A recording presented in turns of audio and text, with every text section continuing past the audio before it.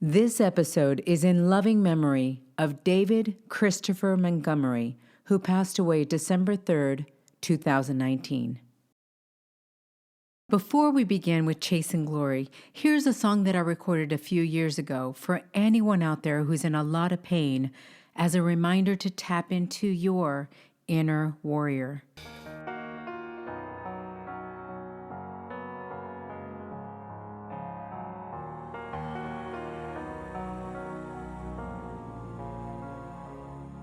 Your words fell out like rain from a cloud, but they fell like stones. They cut me open.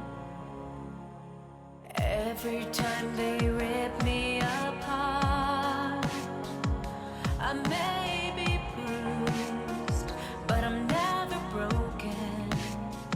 Do you know what it feels like to want something so bad? You gotta push on through the pain. You're staring your fears down, becoming real now. It's just a breath away. I gotta be a warrior in my head, in my heart. I gotta be a warrior. Find the strength in these scars. It's time to be the fire, burning inside me. Gotta stand up, fight for what I believe.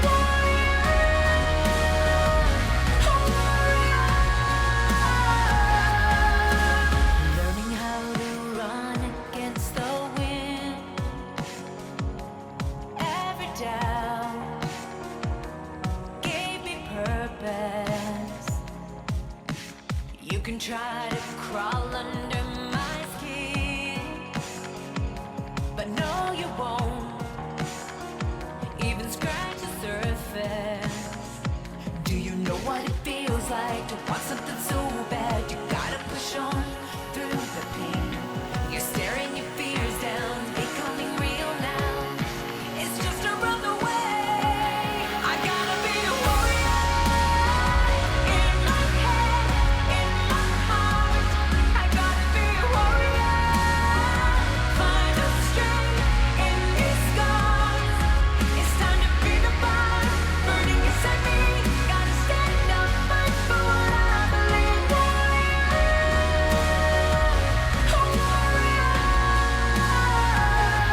Even when I'm running into battle, even when my heart is full of doubt, even when the sky comes crashing down, I'll stand my ground. I gotta be a warrior in my head, in my heart. I gotta be a warrior. Find the strength in these scars. It's time to be the fire, burning inside me. Gotta stand up, fight for what I believe. Gotta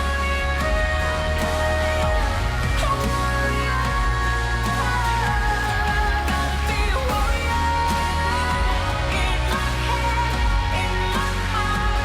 I gotta be a warrior. Find the strength in these scars. It's time to be the fire, burning inside me. Gotta stand up, fight for what I believe.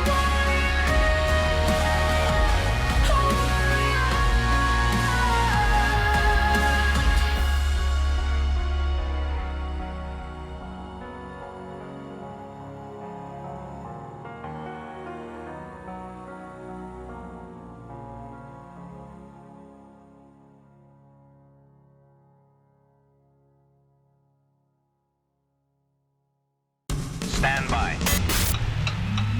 3, 2, 1. The following program comes from executive producer Lilian Garcia. Every athlete is on this quest. Every performer dives in head first, battling real-life challenges and overcoming obstacles in an effort to make their dreams reality. Singer, speaker, and 15-year WWE host Lilian Garcia was the first woman to ever announce WrestleMania and is now the PFL MMA cage announcer. And now she's giving you an all-access pass to the human interest stories of elite athletes, Extraordinary entertainers and wellness experts. Now, let's embark on another fascinating journey Of chasing glory. with your host, Lilian Garcia. Wow. All right, guys, I'm emotional because this is it. Welcome to the last Chasing Glory episode for 2019. What a year it has been. Okay, you might be asking, why is this the final episode since we're not technically at the end of the year? Well, that's because I can't preach to you guys all about balance and then not do it myself.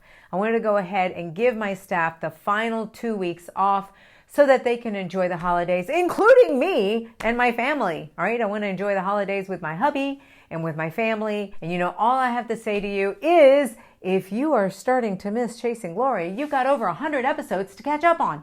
That's right. You can always go back and listen to some of those past episodes.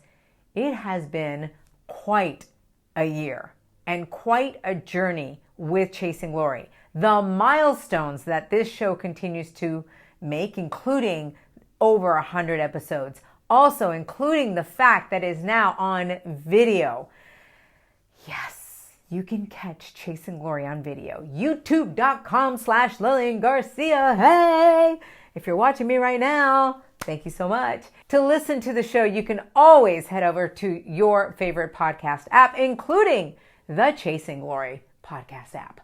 It's that simple. Make sure you subscribe, make sure you review, and make sure you rate the show. That always helps the show. And we have over 6 million downloads. Yes! That is because of you guys. Thank you so much. And the biggest news this year is the fact that we are now nominated in 2 different categories for Best Podcast. Oh my God, what? All right, 2020, it's all going to get announced. Digital Hollywood is putting on this award show. I'm so excited to be nominated for this. And like I said, it's because of all of you. So thank you. We got to get those votes in. I will let you know later on as soon as I find out how to go ahead and get the show to the finish line so that we can get Chasing Glory its first award. All right, guys, above all, really what has meant so much to me is the fact that so many of you are writing in and letting us know here that Chasing Glory is saving your life and is making such a difference in your life. Now, it has been a very tough 2 weeks for me, and that's because a really good friend of mine, Steph Purpura, who is actually one of the co-founders of Powerful You, and I've been doing a lot of work with Powerful You, her brother committed suicide. Now, I was there when she got the news in Salt Lake. It was awful. And it was so sad to see what that event has done to their entire family and how devastated they are. But Powerful You and here at Chasing Glory are determined to make an impact, to tell you guys you are not alone, to save more and more lives out there. Seriously, I hope that you have heard the stories that are coming out from these incredible superstars, wellness coaches, athletes, entertainers, to let you know that struggles happen in this lifetime. You can get through it, and we can all do it together, but it is a choice that you have to make. So definitely, like I said, continue to share the show so that it can make an impact all over the world as it already has, and we can further that. And I want to thank you guys for sending in your videos to tell me what Chasing Glory has done for you. We're going to be playing some of those videos at the very end of the show. It's incredible to hear firsthand what this has done. So thank you for that. It means a lot to myself and to the staff. Now, 2020 is going to be bringing you some big things, incredible things, including like a new partnership with Chasing Glory that I'm very excited to announce. A lot of bonus episodes, and I've decided, like my guest, to become even more open, even more vulnerable, let you guys in on more of my Chasing Glory journey that has had its highs, but its lows. A lot of lessons too that hopefully by myself, and also my husband is going to be sharing some things that we can help you in your journey with your relationships. And let you know that you're not alone there. If you're out there fighting or arguing or having a rough time, you'll hear more about it. Okay, so that's coming up in 2020. Now for this episode, wanted to go ahead and just select some highlights from the guests that have been so incredible this year. Thank you. Thank you to all the guests. So we selected some that are all about being vulnerable. It is about being vulnerable. It is about overcoming obstacles and, above all, owning your story. You could hear that everyone here that has come on the show has a story, has a journey. So do you. So let's just own our story. Here we go, guys. Without further ado, thank you so much for everything that you have done for Chasing Glory in 2019. And here are some of those real, raw, and inspiring highlights and stories from our Chasing Glory guest of 2019. Lacey Evans, Breaking the Cycle. My dad did construction, and my mother helped him, and I also had a stepmom, but drug addiction, to be honest with you. They were alcoholics. Both your parents? Yeah, they drank, they did drugs, in depression. But, you can't blame them. They've been through a lot of things in their life, and it just caught up with them. My dad started a construction company. There were times that he had all the money in the world, and there were times that, the drugs and the depression and the suicide, just absorbed my family and all my siblings, so much so that I knew from a very young age what life I did not want. Yeah, there is one thing that I've always known, and it was what life I didn't want. And they tried the best that they could, but the drugs won, the depression won. And that's what I'm left with. That is what I had to see growing up, and that's why I based everything that I've done in my life. I've based it on a lifestyle and breaking a cycle of that kind of life. Yeah. I've never done a drug. I do not drink. I refuse to alter my mindset in any way because I've seen from a personal point of view, the people that I love the most be absorbed and brought down so deep that they literally took their last breath because of this lifestyle. And I refuse for that to happen to me. My God. What does that do, though, for you? Two things. They say that when you could talk about it without breaking down, that you're over it. I don't think that'll ever happen to me. I'm going to try my best not to break down, but it motivates me. As a mother, it motivates me. There were times that, as a matter of fact, I was about 10 years old when I realized I wanted to be a mom. Okay. And I was very sick. I had the flu. I had a high temperature, and I had vomit and diarrhea, and I was so sick, and I was just a baby. And I remember at 10 years old running to the bathroom, and there's no one there, and I passed out because of the fever. And when I woke up the next day as a 10-year-old, nobody was there, and I asked myself, where were they? And it's funny because as an adult, I knew that day when I woke up in a pile of dirty clothes with vomit dried all over me. That day at 10 years old, I said, I want to be a mom because I don't want kids to have to do this. I will never do this to my baby, even at 10. It's crazy that you could think that. But it's funny because now at 28, I actually asked my stepmom a few weeks ago, where were you guys? What does a parent have to go through for their baby to be in a pile of dirty clothes, waking up from a fever, and wondering where her parents were? Yeah. Well, I changed myself, and I went to school. I took myself to school, caught the bus by myself, and I figured it out. But as a mother, I am proud to say that I will never let that happen to another kid, and which is why this motivates me. So it motivates me because I know what I'm capable of, and I know what drug addiction and depression can do to not only the people that are addicted, but to the family, to the babies. We go through so much that alter our decisions that we have. So I could have decided that I would end up like that, that I had not a pot to piss in, that this was my life and I was going to accept it. But even at 10 years old, I said no. There is no way. I still showed up to school. I washed my face. I climbed up out of the dirty clothes pile, and I made sure to tell myself, 1, that I was going to be a mama and never let this happen, and 2, that I was going to get the hell out of this lifestyle, because that is not fair. It's not fair to the parents. It's not fair to the kids. And so growing up with that kind of influence and those role models in my life, I needed to figure out how to be one myself. And I needed to figure it out myself. So I stayed in sports. I stayed in school. My father did construction the best that he could but drugs won. Drugs and depression won. He lost the battle. My dad passed away. It will be 3 years this year from the drugs. He overdosed 2 months before my tryout for WWE. Wow. And I loved him, no matter what he's done to my family. He still loved us, but he just couldn't fight the depression. And it's something I deal with. I mean, my whole family has depression, all addiction, but we have to continue to fight it and tell ourselves that we can overcome this. Unfortunately for my father, he didn't.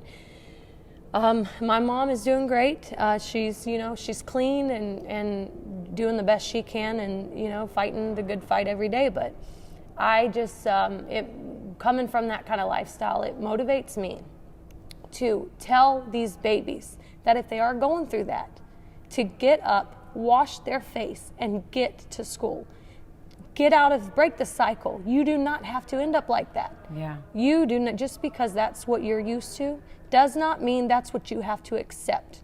Right. And for the parents, be there and help their babies up. Fight it. Get the help they need and get their babies up. The OC, proving you don't need to be blood to be family. Have you guys ever gotten where you talk about what has ever happened to you, like growing up or anything like that? Have you been able to be there for each other with any issues? Have we had any big issues? We haven't had any big issues. I think we kind of know each other's past because we spend so much time together. That's so what I we'll mean. just get You on do a talk about subject it. and go, well, this happened when I was 11 and that was screwed up or whatever. Yeah. And we just talk about it. And that helps. Oh, yeah. Yeah. Yeah, of course. Sure. That's why I always tell people, and that's why, the tagline of this, real, raw, inspiring, right? Yeah. Talking about some of the stuff that's happened to you early on, I feel like is so important to share that and process it. Sure, for Helps sure. you process. I would love to know, like early on, what were some of the things that you struggled with? They know this. AJ, I'm sure you do. But I mean, when I was 13, my grandpa died in front of me, and that tripped me out big time. It messed me up for a while. I had a heart attack. Oh, sorry. So about then, that. that's okay. But then my whole life, whenever I hear somebody having a heart attack or their chest pains, I'm like, even to this day, I'm like, oh, are you okay? I'm good. It worries so me. when you heard Ultimate Warrior passed away. Yeah, it's terrible. Yeah, it was awful. Yeah, it's terrible. It Or if I just know somebody brought said, that right back. or if I know somebody has some kind of heart issue, or if I know they're short of breath about something, I'm like, oh man, just get that thing checked out now. Yeah. Because and I think that messed me up a little bit. Like with my mom and dad too, I would be worried about them all the time. And even now, I'll text my dad like, "Yo, you good?"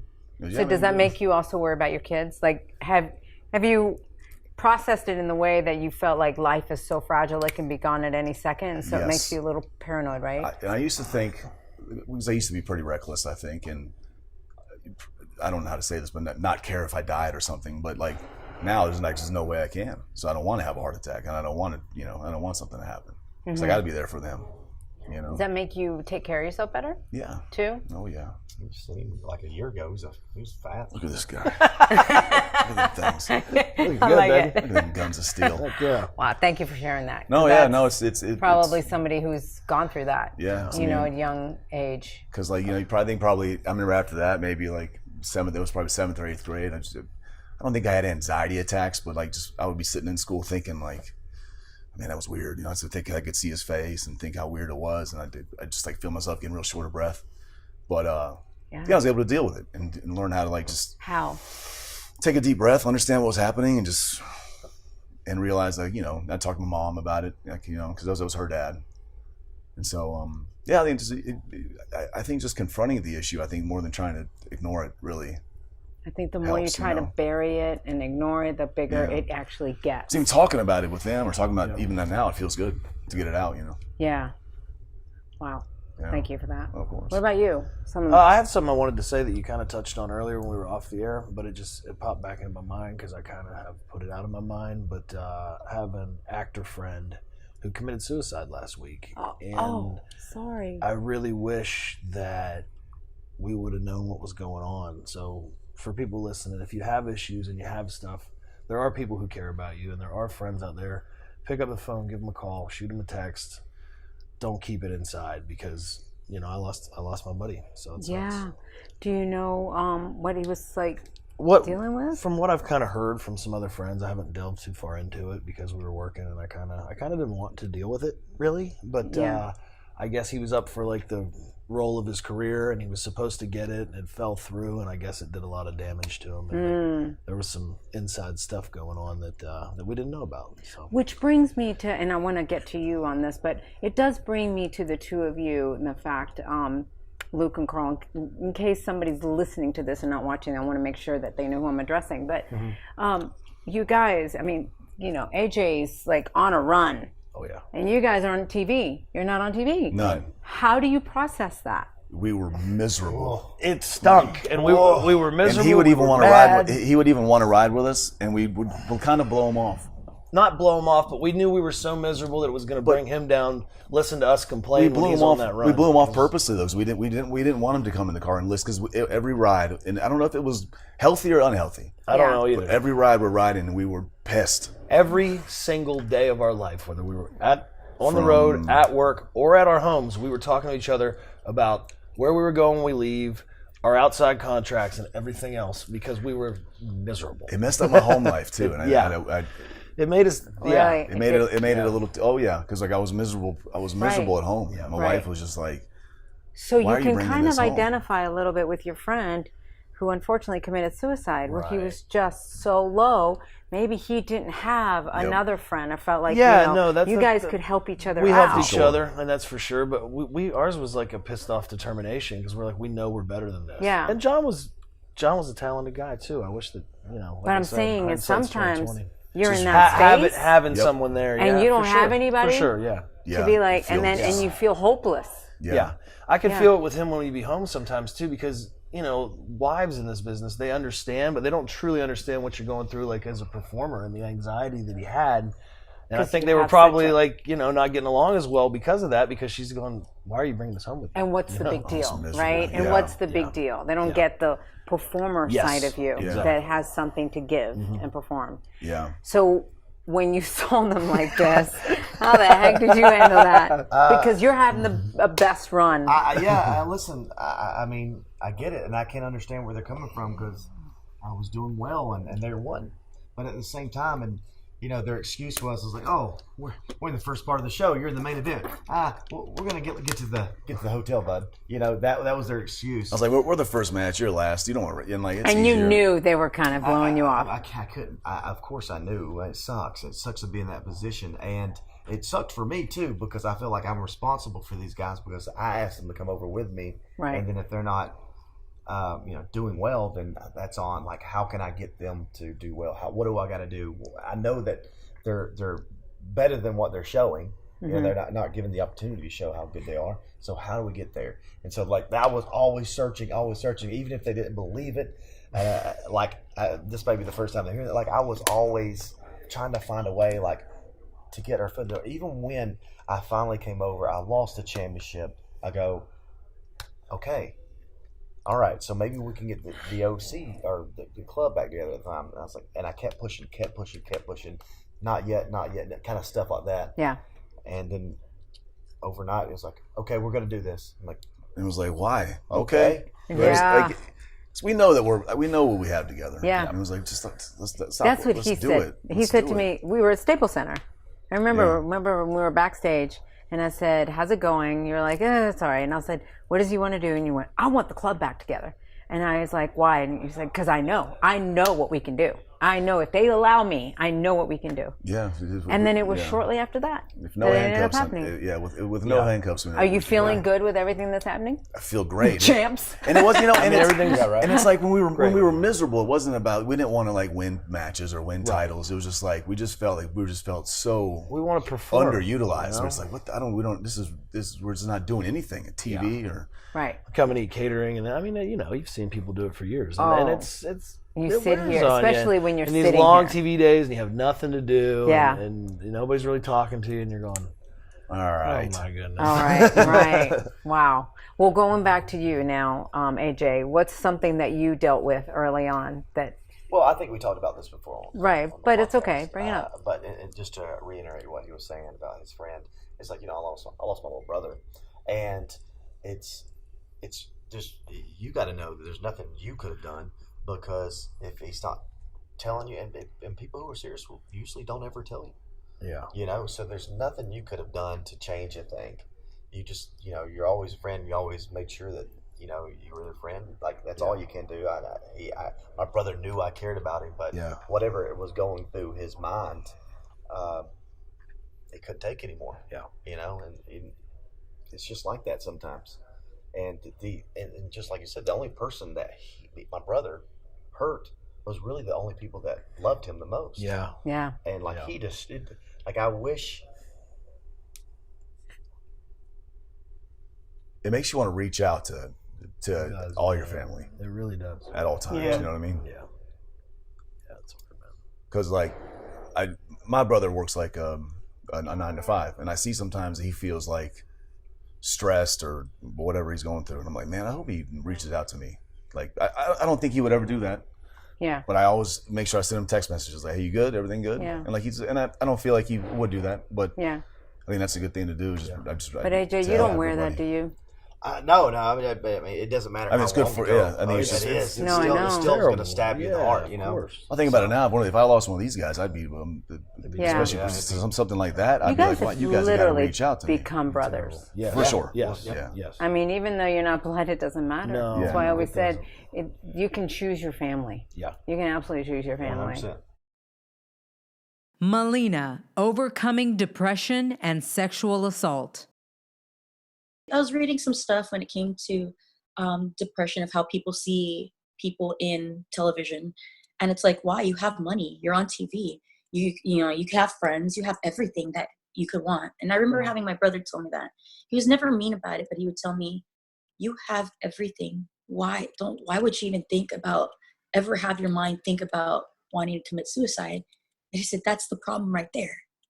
Everyone thinks I have everything, and I don't. You have people who, you don't have great relationships. You have relationships. So thank goodness, you have relationships that fail, and not just fail, you get cheated on or whatnot. You think there's something wrong with you. Then me, I also experienced sexual assault. And then, so that plays a part, and you think, what's wrong with you? People don't see that you're suffering, and they just dismiss it, because apparently money and being in the public eye means that you have support, and you don't. You don't know who to trust, because sometimes people just want to be your friend because you're a name. Yeah. And then it's like you're seen by everyone, but no one sees you. Yeah. And no one listens to you. Like, you could openly say, I'm hurting, and they're like, yeah, whatever. And then that's even more lonely. That makes you more, because I just said I'm hurting, and you just dismissed it. Right. So then you seclude yourself, and then you put a bigger wall. And then you meet people that you think like, oh, they're acting in your own best interest. And then they hurt you. And then that builds another wall. You're even lonelier because you don't know who to trust. You don't know what's real and what's not real. Mm-hmm.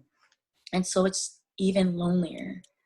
No matter how much money you got or how many people are following you on Instagram or Twitter. Well, dude, I mean, they talk about the fact that, the rich, I mean, like the really rich, some of the highest suicide rates are the most wealthiest people. I think it's because they also probably find out they get there, they make the money, they're still unhappy, and they go, holy cow, we worked all this hard, and we thought that meant happiness. Having a certain amount of money meant happiness. They find out that no, that does not mean happiness. So therefore, everything is gone from my perception of what life is, and therefore I'm going to take my life. Now, thank God, what has stopped you from not, first of all, thank you for being so open about the sexual assault. And as far as I know, you just touched on it, but, and then, you know, thinking about committing suicide. It's taken years to be able to talk about it. So I always tell people, when you realize this is going on, don't worry about what everybody else is going to think. Just think, what can I do for myself to make myself better, or to help me get through this? Right. That's the main priority. Don't think about everybody else. Don't think about what everybody's going to say, how everybody's going to react. How can I help myself to make it through this? Right. That's the important part. So when it comes to, like, to me, the assault and the depression, the suicide is like two different things to touch base on how to deal with it, or possibilities. But what happened for me was more, somebody caught me before anything happened to me. So when that happened, it was like a grace of God, where I, like, you know, somebody like I cared about walked in and found me. And where were you? Can you take me back? Because I don't know the complete story on this at all. Yeah, I don't really open up and like talk about it, because one, I don't want people to imitate it and to recreate it, because it's like I don't want people to say, like, to do that action. I love that. Yeah, please don't. But was it before WWE? No, it's during. Oh, okay, got it. So I think yeah, it was so long ago. I think it was during my leg injury. Okay. Where all this stuff was going on, and then I'm not wrestling. Like, all of a sudden, I hated life. When it comes to depression, when it comes to thinking about suicide, it's a series of events. It's not something that just happens. It's a series of, not just a series of events, but also a series of things you tell yourself. And you don't think, everyone's like, why can't people think of who they're affecting they're affecting everybody around them, and they get so angry about that. You think about the people around you, and you tell yourself you're better off, or they're better off without you. A lot of times the people who care and have the biggest hearts are the ones that say, well, everybody's lives would be better if I wasn't here.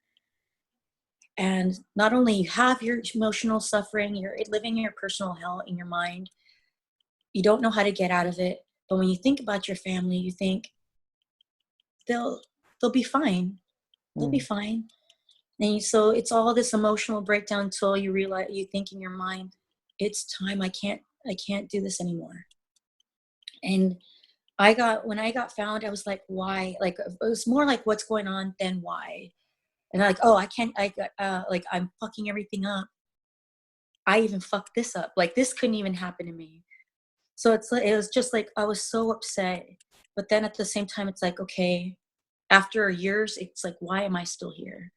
Kind of like a little form of survivor's guilt, where it's kind of like, why am I still here when there's other people not here that should be here with us? So I would trying to find purpose of why do I exist? And I keep thinking that either part of it's my soul thinking, it's part in me to not give up, or I have a purpose here that I need to do something to help other people. Randy Couture, finding out you're not who you think you are. I've come to a point in my life where I realized all those things I've been through, all those times I failed, all those times, I fell short, made me who I am. Yeah. So I think at some point in your life, you look at yourself in the mirror and you're like, yeah, that guy's all right. And so rather than harboring a bunch of animosity for people that did you wrong or whatever, you have to kind of recognize that those challenges, that adversity, made you who you are, and if you're okay with that, then you have to let go of that. You can't harbor, the first was my father, who was never around. And I call him father loosely because it turns out he wasn't my father. He was my dad. He gave me his name. Right. But he was biologically, and I didn't find this out confirm this till about 2 months ago. So. Wait, what? Through the wonders of DNA now. Yeah. You know, I did a DNA test 3 or 4 years ago for, frankly, shits and giggles, just to see what was what, because it was interesting. Yeah. And it was odd because I thought, wow, I'm 25% Irish. I would have thought I was a lot more French, you know, with a last name like Couture. And Yeah. Oddly enough, right after the first season of The Ultimate Fighter hit Spike TV, I had this person that kept reaching out to me. Oh, we're related. And I'm like, oh, yeah, right. Okay. Yeah, yeah, dude. You know, okay. A little weird in your other life. Yeah. And this person started naming off people in my family, some of whom passed away when I was a little kid. And I'm like, how in the hell does this person know this? And I mean, you know, kind of piqued my interest. So I actually responded and reached back to that person. And then it kind of went a little weird again. You know, it's, you know, my father just passed away. My uncle was consoling me at the memorial, told me this story about a kid that he never met that he has, and oh my God. And that's you. And I'm like, yeah, right. See ya. I'm out. Right. So I didn't know what to think, and I was in the middle of a divorce, which was nasty and horrible anyway. So I was kind of already a hot mess, and then you just throw this on top. And, right. Boy, life knows how to pile it yeah, on. exactly. So again, went back to thinking this person was maybe a little out there, and just because of television trying to attach themselves to me for some reason, and made some. I wasn't on the best of terms with my mother at the time because of the divorce. You know, I had a 2-year-old kid going through this divorce. It sucked. It was awful. Yeah. And I confronted her, and she was being pretty hard on me about the divorce, and I confronted her, and it didn't go well. Consequently, we didn't really speak for about 2 years. And wow.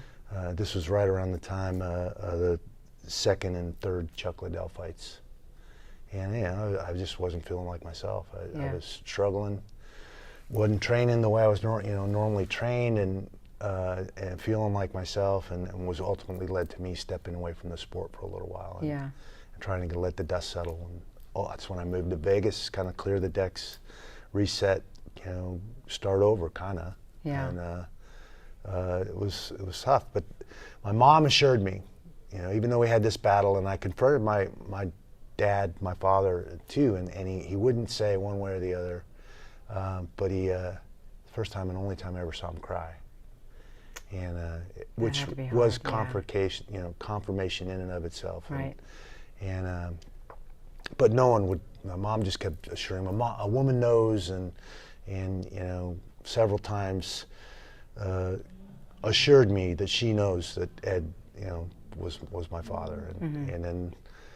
Like I said, 3 years ago, I did this DNA test for shits and giggles, and now I get this another person reaching out to me that is obviously related to me in a significant way through DNA, and I've never laid eyes on this person. I have no idea who she is, and it turns out she's my half-sister.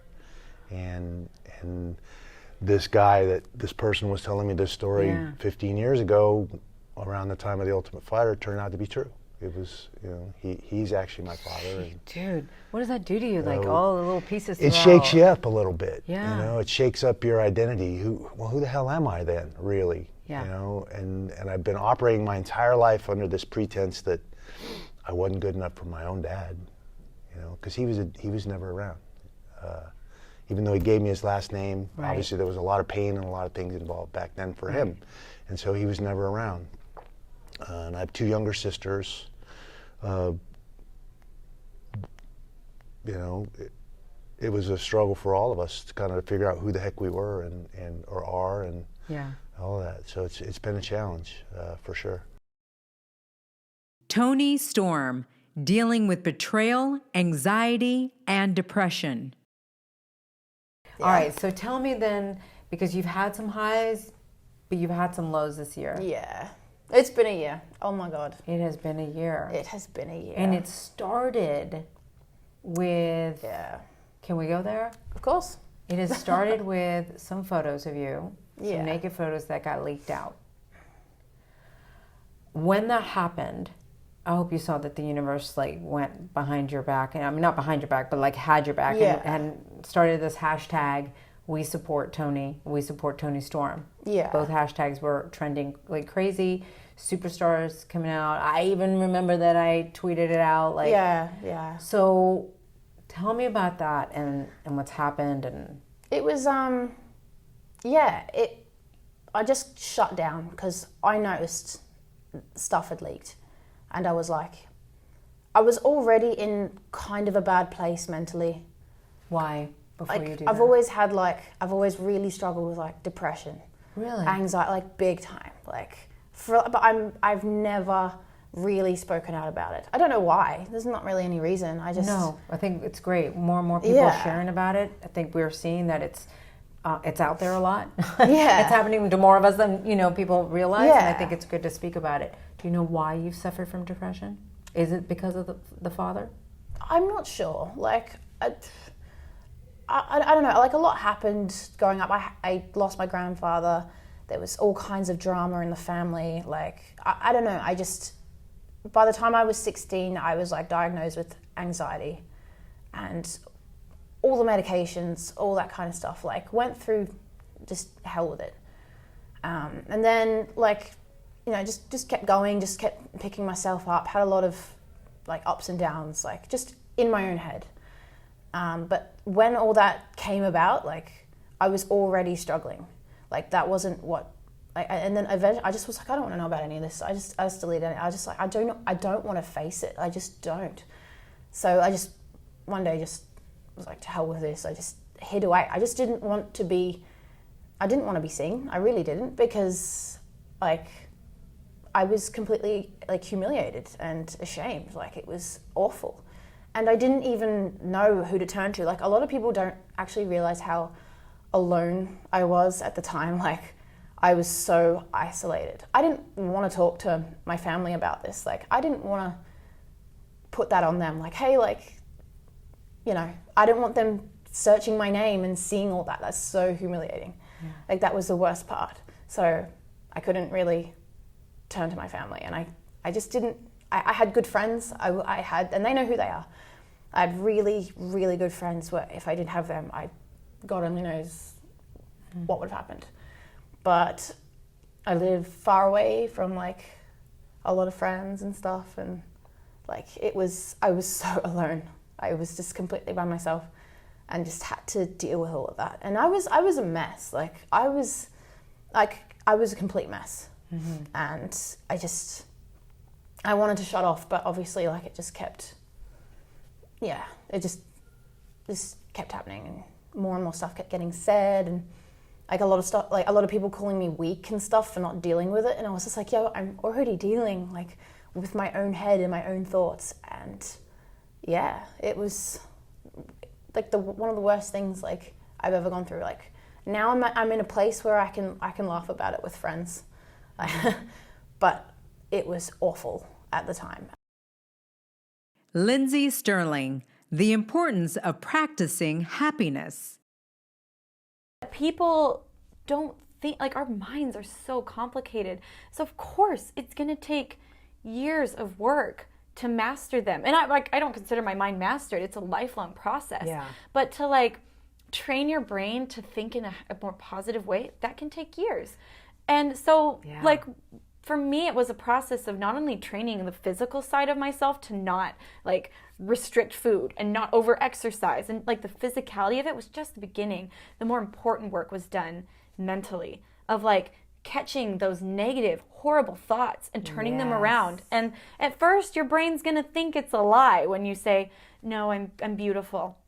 I do have worth. Like I'm a good person, like all these things. I am strong. Like, your brain recognizes lies and it puts them to one side, and then it puts truth in another category. So for a while, those things that you say and those positive things you think, they're going to go in the lie bucket, because your mind's like, no.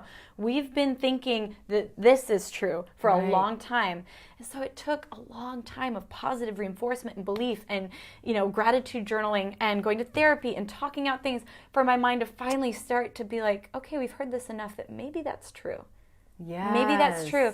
And so it was a process to get to a point. But I do remember going with my parents on my birthday to Cheesecake Factory, and I remember ordering a cheese pasta and eating it and not feeling like I hated myself for it. Oh, I love that. And it's so funny because like literally a year and a half prior, or like 2 years prior, I had done and I went specifically to Cheesecake Factory and ordered that pasta because 2 years prior I had been there on my birthday with my parents, and I had cried after dinner. Like I went in the bathroom and cried. Like I wanted to order something big so my parents wouldn't suspect that like something was wrong.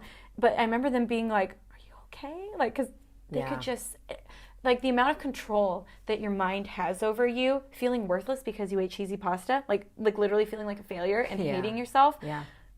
That's a problem. That's going to consume your life. And I just remember the victorious moment of eating that cheesy pasta and being like, I feel fine. Oh, that's awesome. I feel fine. I feel That's great. awesome. And to this day, I find that sometimes when I get super stressed and when I start to feel a little bit out of control over certain aspects of my life, or I'm really nervous about something, I feel not the physicality of anorexia come back. I don't start to like, starve myself, but I feel the mental patterns start to come back.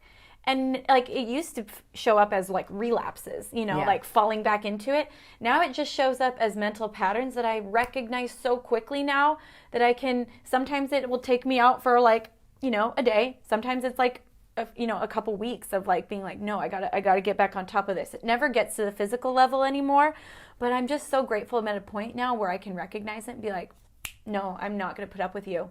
Like you can't stay. And now I understand what people mean when they say it's a lifelong lifelong disease and it's never gonna go away. And that used to be like, excuse me? Yeah. This is going to be with me forever? But I now understand that it's just something I have to stay on top of. And when I feel that voice come back, usually I can get it to go away pretty fast because I have this tool belt and I have all these things that I know that work for me. And I think to myself, I'm going to choose to practice happiness right now. And I'm going to choose the same way sometimes I get messy with my violin playing and I have to like, okay, we got to really dive in and practice and get that back on and, get that back up to par. It's the same with my mind. And sometimes I have to just exercise my brain a little harder to stay on top of it when I feel it coming back. Kevin Owens, Overcoming Self-Doubt. But something you said really sparked in me when you talked about that teacher when they asked, what you want to do, what you want to be. Do you remember the feeling of what it felt like not knowing what you wanted to be? I actually kind of remember, so I remember being pretty easygoing about everything up until that point, which is funny because of how passionate I became for wrestling, which is how I knew this was it. Because I would play, so my brother was a very talented hockey player. And I played hockey, and my parents loved hockey, so they put me in hockey from a young age, and I just played hockey because why not? I'm in Canada, I'm going to play hockey. Yeah. But I didn't love it. And I remember sometimes if I wanted to be really good, I could be really good. Like I'll remember specific moments where I'd take the puck, skate, get around all the players, put it in the net, and like my coach was like, "Why can't you do that more often?"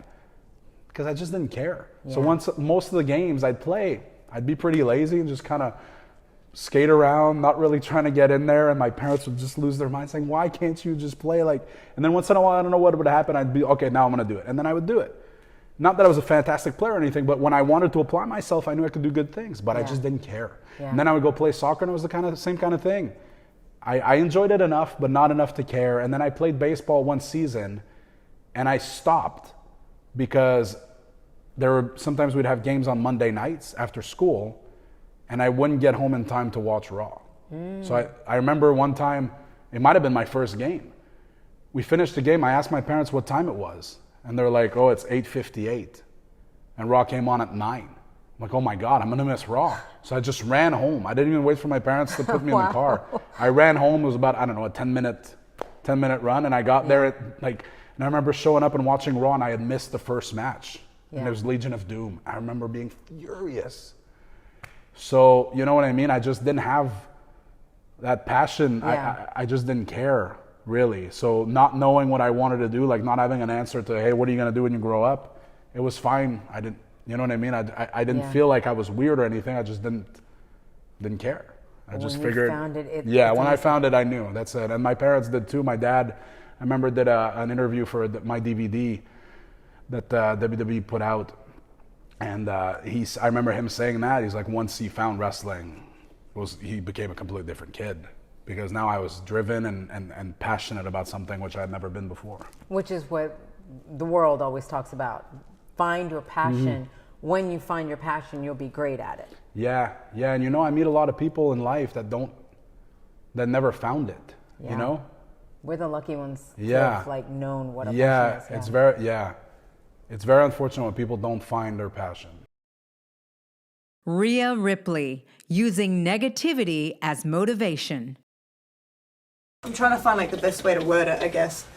Well, can you share in the way, I think the best way would be is if you could share what you were feeling when you were having those thoughts, or because that's what I feel like you're alluding to, and what was going through your mind and how you did not allow it to take you down that road. For me, my personal one was I'd abuse myself and all that stuff. Like cutting? Yes, I used to do that when I was younger, and hell, I even think about it sometimes now when I'm really beating myself up. But what does cutting do for you? Because I know I was bulimic, and I know what that did for me. It was kind of like a release. Yeah. But I've never cut, so I don't know what that does. It sort of made me feel more alive than I felt on the inside. So I felt very dead on the inside and broken. Whereas when you rip the skin, you know that you're still alive and your blood's still pumping because it's coming out. Oh my God, never looked at it that way. So that's how I felt, at least. I'm not too sure if everyone feels that way. Yeah, no, but because everyone's story is different and everyone feels differently. But that's how I felt. And so I used to do that when I was younger. And I've still got scars to show. I've got them on my thigh. The ones on my wrist aren't very visible. Yeah. Because they've healed and stuff. But the one thing that really kept me going was I wanted to make it here. I wanted to make enough money to provide for my family, and I wanted to have a family later on as well. I do want kids as much as I hate children sometimes. I want kids. And I wanted to be able to give back to my parents and my sister everything that they've given me. So I really want to earn as much as I can so I can provide my parents with a better life later on. And also, because I did have a lot of people that picked on me, the one thing that really helped me was my music for one, and also wanting to prove everyone wrong. It's one thing that's my favorite thing to do, and it's just something that I feel I need to do. Whenever someone's like I said before, whenever someone said that I couldn't do something, I'd make sure to do it. Yeah. Unless it was wrong. Right. But it was the one thing that really pulled me out of my little hole that I built for myself.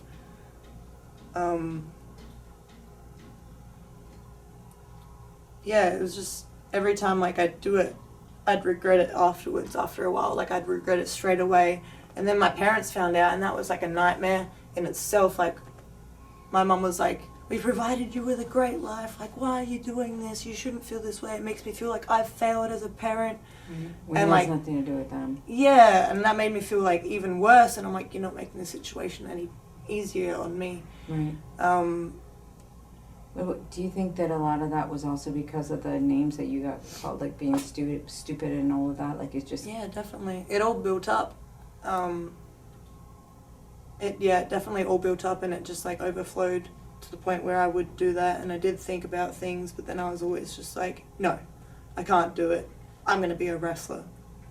I want to do this. This place saved you. Legit. Wrestling saved my life. Everyone in wrestling, because even when I went to training, I'd go and I'd have random bandages on, and sometimes I'd forget to bandage it up, sort of thing. And my coach saw, and a few other people saw, and they were just why are you doing this? We need to have a talk. And I'm I don't want to talk about it. I can't talk about it. Blowing it off like it's nothing. But then they helped me a lot with that stuff as well. Everyone's just helped me so much, and reminded me that this is my dream and I have to make it and do my dream. Mm-hmm. And that's the one thing that's really pulled me out of it. And it made me a stronger person. I don't regret doing it. I regret letting people get to me that bad, but I don't regret doing it. Why don't you regret doing it? Because now I have something to look at that reminds me how far I've come. Tamina Snuka, how to fight for your family legacy while balancing motherhood. I guess when you sit there and then you start to question yourself, man, am I not that good enough? Was I not like top star material? Like, what am I doing wrong? You know, and I thought I did everything that I could do. You know, I mean, there was a couple times there where I think to where I mentioned to you before, where I felt that I looked the best. You know, I busted my shredded to ass get to where they wanted. I was like, no, you know what, you got to be shredded, you got to be this, and this, and I busted my ass to get there. And if anybody knows, for a Polynesian, Fijian, Samoan woman, that's freaking hard to do, especially when your genetics are to be you're just bulky already. I mean, I was bulky when I was born. So it was like, you know what I'm saying? You came out like, of the I came womb, out like, Tamina. bam. Yeah. I feel bad for my mom. I think it was her fattest baby. So it was just like, geez, really, like, already in the womb, I was ready to, I mean, we're Fijian Samoan warriors already. Like, we're built to just be like dominant and just strong and just to be able to like, not your typical, like, I mean, I don't want to say typical, but yeah, I mean, we're just built big, you know, that's what we're built for. And we're going to own plantations, you know, like being able to carry some boars walking around, you know, so that's how I felt. Like, I was just like, man, it was really, really hard for me. You know, I mean, I trained day in and day out, you know, there's times where like, I might even see my girls for weeks. And I trained with Dave Rienzi, and it was crazy because he got me in the best shape of my life. Not once, but twice, but all these different times that he had done that to where I was shredded. I looked amazing at the time, you know, and I thought I was the best looking because I was stronger. I felt I was the strongest one there at that time. It didn't do anything for me. But at the time, I was but all I could sit here in my head, and you know, and of course, I'm like going back and forth with mentors who would keep me and help me so much. You know, it was like Danny Garcia. It was all these people that helped me at the time to be like, no, you're fine, you're great, like you're doing what you need to do. But I never became champion, you know, and at the time I was just like, what else do I need to do? Like, maybe I just don't have enough charisma. Maybe I don't have this. Maybe I don't have that. I thought I was a great wrestler. You know, it was like all these things, and it still didn't matter. I busted my ass to lose weight, to be the best, look great, change the hair. You know what I'm saying? Like all these, all these different things of what I needed to do to be the champion. You know, and talk to my dad every week, every time, every week, and I didn't get it. I didn't know what I was doing wrong at the time to be able to have that. But when you are going through everything else in your life, you know, you're missing your girls, you're missing that life of being a mom. You're doing whatever you can do to support them and yourself, because that's what I was trying to do, but at the same time, live my dream of, no, this is what I love to do. I didn't know it at the time, but it really is what I love to do. It really is. So when you don't know at the time of, man, I don't look good enough, I don't do this good enough, really? Like, what else do I need to do to, okay, maybe I need to get my shoulders bigger, you know, or maybe I need to get different gear, or maybe I need to do this, or maybe I need to do that. And then you talk to so many different people. Everybody can give you their views and their points of what you need to do better, but it just doesn't work, you know. You just keep going. You keep grinding. And that was the thing that my dad kept saying was,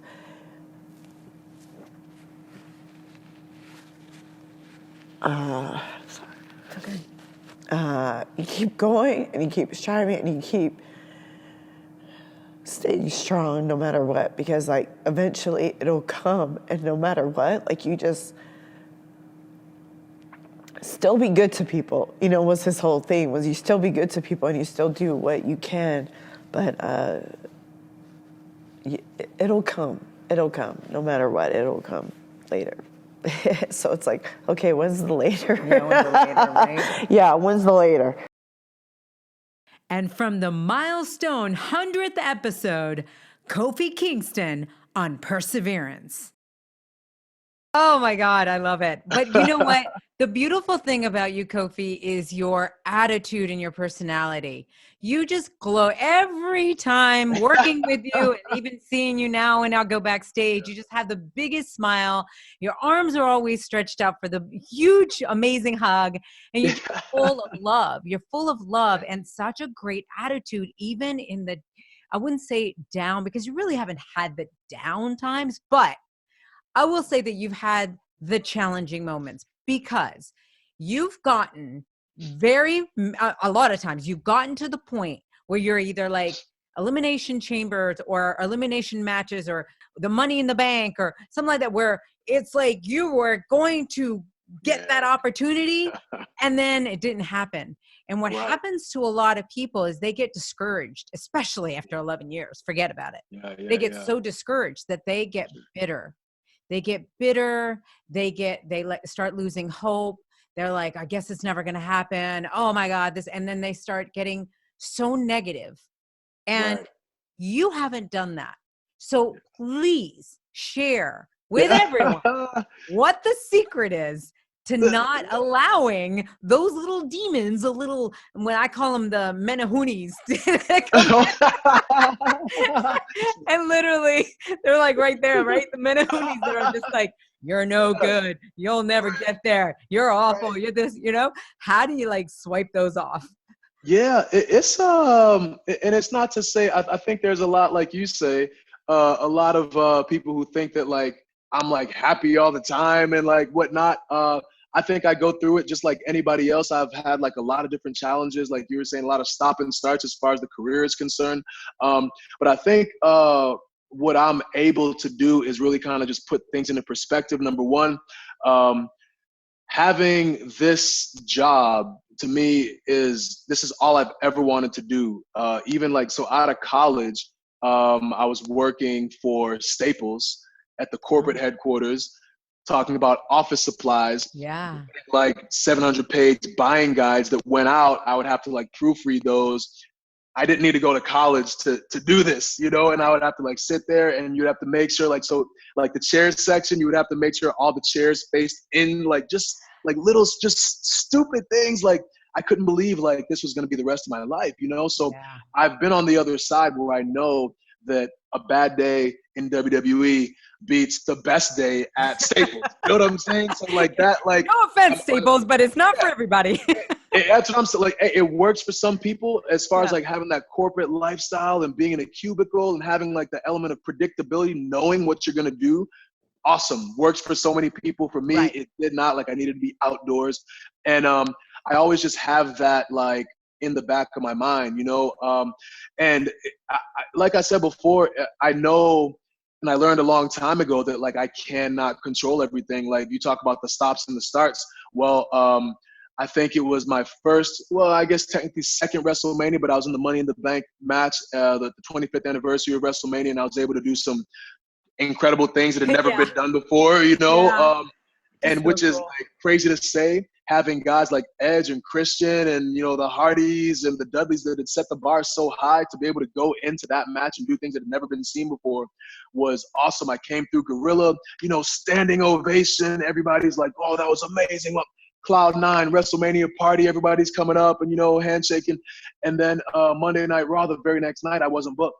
So it was, oh my God, like what I thought I did a good job. Did I do something wrong? Even like with the whole rivalry with Randy Orton, I thought that was going to be like what was going to propel me to the next level. We had an amazing ordeal at Madison Square Garden that people still talk about to this day. And then, over time, it just kind of started to go away. And then all of a sudden, you know, I wasn't on TV. And then, so I've gone through all these things, but what I realized was that I don't have control over like where I'm put on the card. Like the only thing that I can control is go out there and do the best that I possibly can. You know, I've always said that once this like begins to not be fun, I'll just walk away. Cause you know, like you were saying, I've seen it like a lot of times where people will be coming to work and just very discouraged, and rightfully so. You know, you put your life into this, it's supposed to be the dream, and then all of a sudden you're, you know, asked to do something that you know that you're above, you know what I mean, that you know that you can do better than. You're not getting the opportunities that you know that you think that you deserve. But like I said, I think it really helped to realize that like you literally have no control. A lot of times things don't make sense, you know, but it's not for you to like, you know, make sense out of them. It's up to us to be able to go out and do the best that we can with what it is that we are given, you know, and that's all that you can do, you know, like, you know, you literally can't do any more than your best, you know? So that was always my attitude, and that always still is my attitude, is just to be able to go out there and give it everything I have every single night. And, you know, that's it. You know, let the cards kind of fall as they do. Because if you know, if I end up like, I would always say like, if I ended up getting like released or, you know, fired or whatever, it wasn't going to be because of something that I did. You know what I mean? It wasn't going to be because of a choice that I made, or because like I didn't, you know, work hard enough, or I didn't do a good enough job. Like that wasn't going to be the reason, so that I would have no regrets being here and doing this. So that's just the attitude that I have, is just, I love that. You know, definitely happy to be here and happy to go out and just try to steal the show every night. Chasing Glory with Lilian Garcia. There you go. 2019 Chasing Glory episode is officially wrapped up. Thank you again to all my incredible guests, including these that were in the highlight reel. But like I said, you can always go back and listen to over 100 episodes. Go through that and check out some of the people that you haven't listened to before that you love, and then some of the people that you absolutely know nothing about. You will be so inspired by listening to their story and fall in love with them even more. So thank you to everybody. Guys, this is it, 2019. Okay, I want you guys to go out there and just have a great holiday season. Remember to let everybody know about Chasing Glory, that they can see the show, youtube.com/Lilian Garcia. You can also follow the show at Chasing Glory on Instagram. Let's get that up. Okay, building a community there. Also myself, at Lilian Garcia with one L in the middle, and that is on Instagram and Twitter.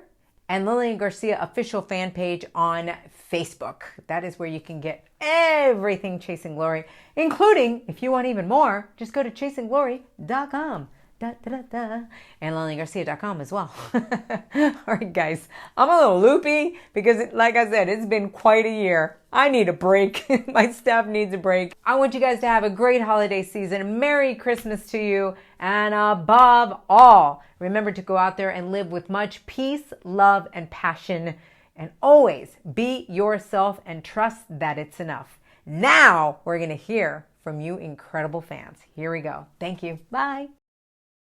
Hi Lilian, it's Sai, or Kelly Hapa. Thank you so much for Chasing Glory.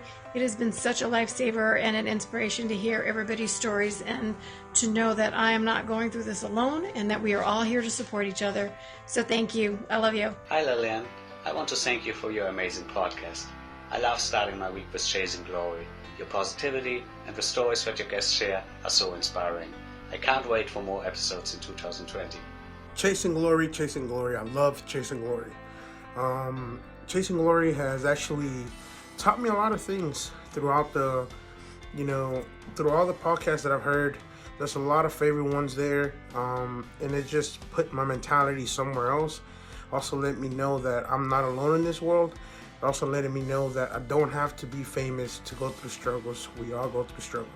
Thank you, Chasing Glory. Hi, Lilian Garcia. My name's KJ. A little bit embarrassed. Yes, I'm wearing the Rock t-shirt.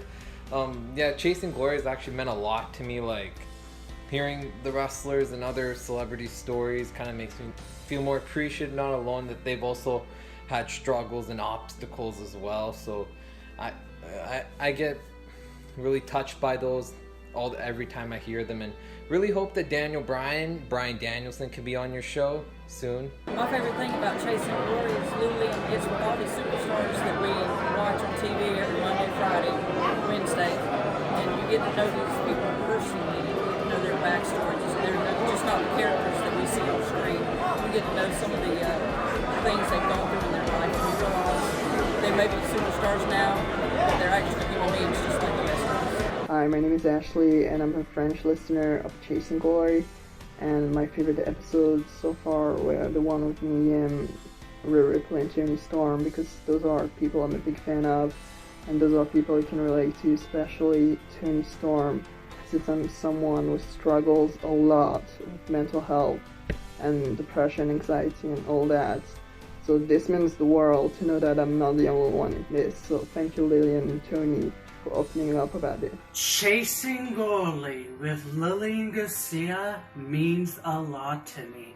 It made me realize that no matter what you go through in life, that it doesn't define you, and that you are strong enough to overcome anything you set your mind to.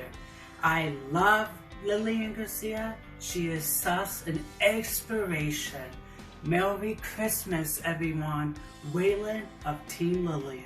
Alright guys, here I am at this autograph signing, and I'm so excited because I just met, what's your name? Jason. Alright, I just met Jason, and first thing he said was, I love the podcast. Why do you like it so much? I like the podcast because I've had depression issues, I've had drug past, and I've watched people growing up that didn't realize that they had it too. So it made me look at them and be like, well, if they've made a change, I can make a change too. Oh, I love that. It's made me push to more for my wrestling career and myself, making myself better for the business. And where I work at, I told my supervisor, I said, look, I've got to listen to this podcast because we don't have service inside the building. He said, well, we can put it over the intercom. I said, well, people might not like that. He's like, I don't care what they like. He's like, if it's going to help other people better themselves and make them work, hearing something and make them stop and think, could that be me? Could that be someone else? Maybe it would make the job. So they've been doing that? They've been playing on every Monday morning. How has everybody been reacting to that? A lot of people have been like, who is this? Where can I go listen to this at? And a lot of people have downloaded the podcast app that I've got, and they download Chasing Glory. Jason, you rock! Thank you so much.